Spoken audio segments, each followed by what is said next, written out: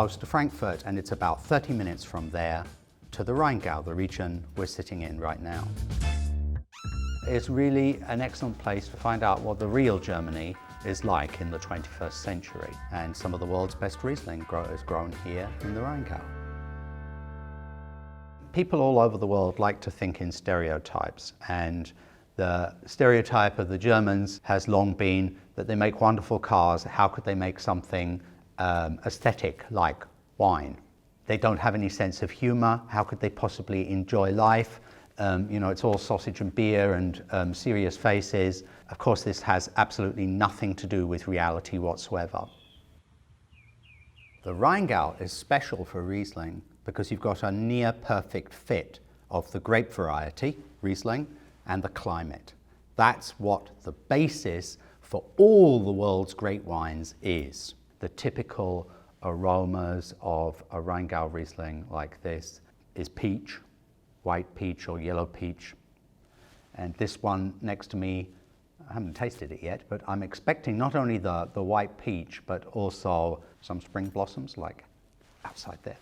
The region also has a very special feel because this is the only part of the Rhine River's course where it flows from east to west rather than from south to north.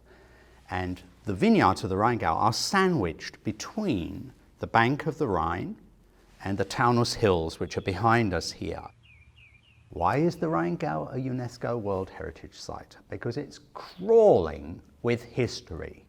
We're sitting at the Robert Weil winery, which, as you can see, is super modern. But the architectural history of the Rheingau goes back a good 1,000 years.